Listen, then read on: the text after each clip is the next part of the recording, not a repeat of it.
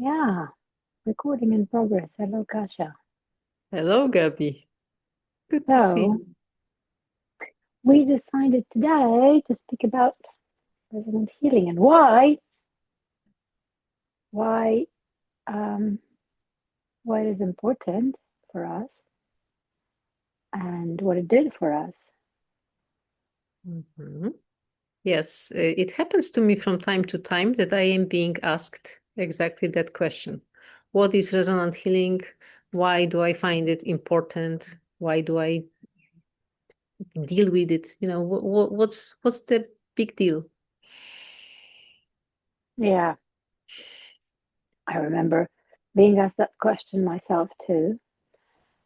And when I think about it, I was thinking about it today. And what comes to my mind first is that um, I found myself, I met myself in a new way. It's like um, I could feel that I am like this, but I had no words to express it, or I had no concept to grasp it. And now I do more and more. And it feels like I feel safer with myself.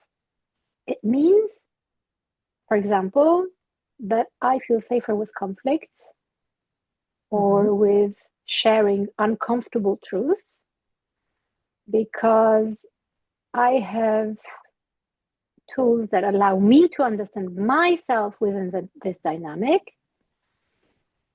and address myself with compassion, even if I have a lacerating internal critical voice, and go beyond the criticism and stay with myself when it's difficult.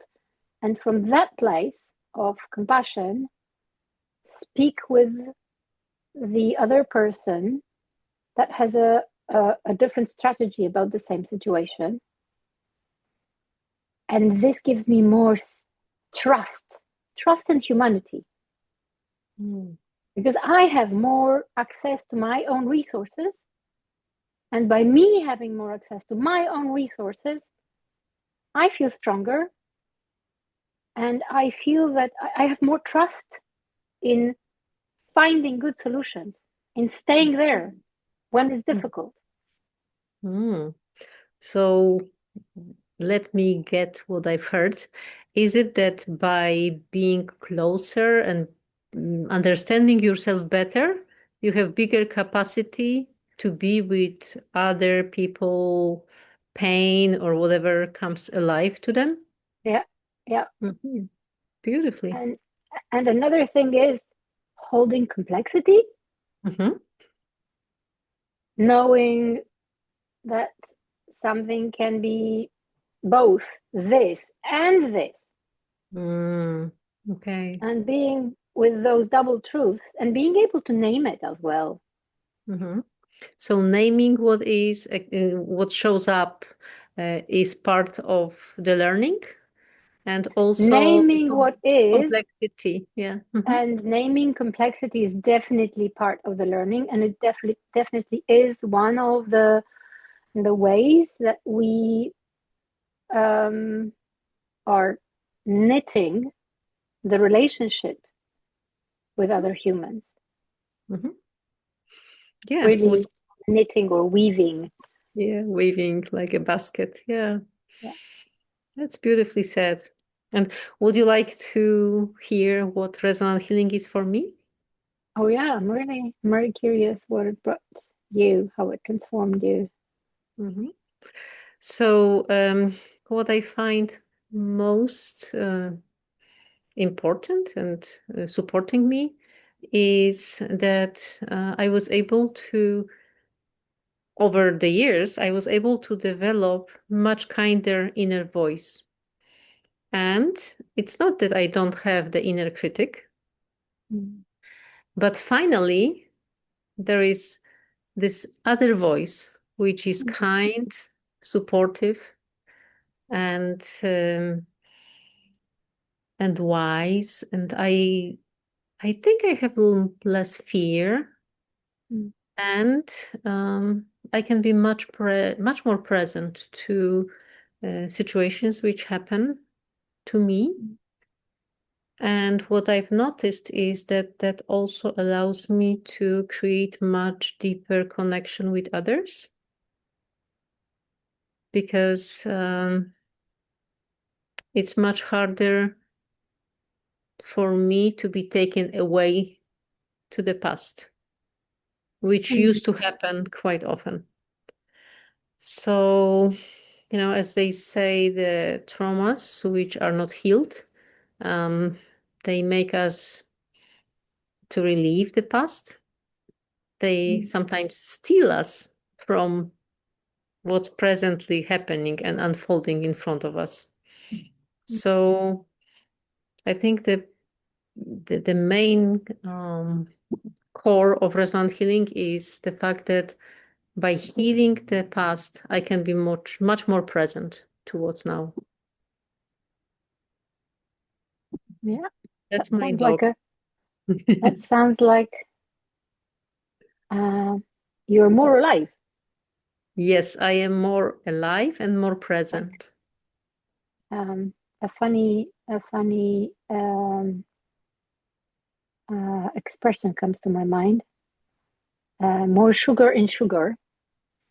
Yes. Which is a Polish expression, but and it sounds absurd, but it feels like what I took from what you're saying, and which is also my truth, that life is more full of life, and there is, in me at least, a feeling that I can feel it more. Yes, and you mentioned sweetness, you mentioned sugar. It is about sweetness. It is about being more sweet to yourself, to bring more sweetness into our And lives. Hopefully to others as well. And hopefully to others. And honestly, I am done with harshness, Yes, and there is another side of the coin. Being nice to others, but nice to the extent where you don't abandon yourself. And Absolutely. This is another truth of the resonant healing learning. Yeah. The capacity to stay, to hold both me and you, to be in relationship, not to disappear from a relationship, but to be fully present. Precisely. It is about being present to myself and to the other, which makes life more full and more sweet and more real to me.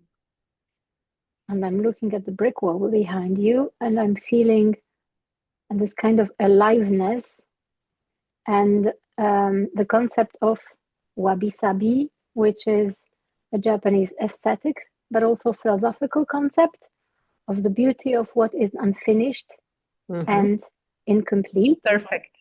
But absolutely alive. And the capacity to enjoy and be almost mesmerized, really enjoy the wonder of life in its unfinished, in its becoming condition. Yes, I would say enjoying the life which is imperfectly perfect. Imperfectly perfect. Yes. Thank you. Thank you. Till next time. Bye. See you then.